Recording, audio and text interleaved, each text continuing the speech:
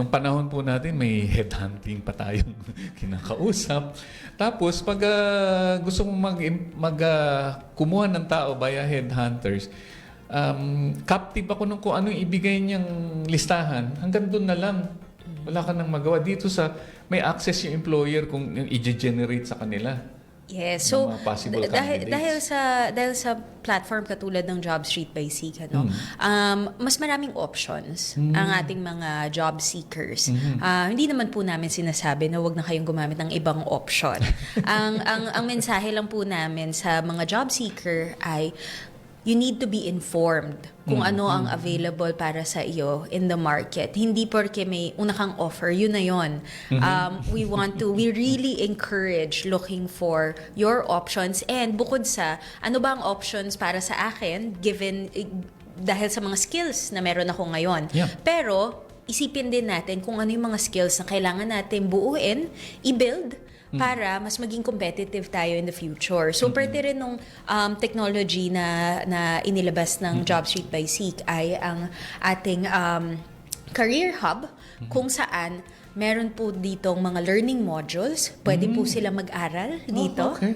Lahat po ito ay libre. So, At pwede rin po silang kumausap ng ating mga sa ating community para magtanong. Halimbawa, gusto kong mag-shift ng career. Dati akong accountant. Gusto ko nang lumipat sa technology. Gusto kong maging designer kasi art is my passion. Kumbaga, no? Meron po tayong mga modules doon. Dalawang parte po ito. Isa, paano ka matututo para mag-shift sa industriyang iyon. Pangalawa, pwede ka rin kumausap ng mga taong maaaring nasa similar na situation sa'yo para tanungin, paano ka ba lumipat sa ibang karera? okay. Ayan. So, so hindi lang pala strictly yung listahan lang ng mga trabaho ito. So may mga learning platform kayong available dito. Yes po, opo. So, nasa ating mobile app po ito. At ang maganda po dito, base sa mga kinoconsume mo na information at mga inaaral mo, lahat po ng information na yon ay pumupunta rin sa ating AI. Okay.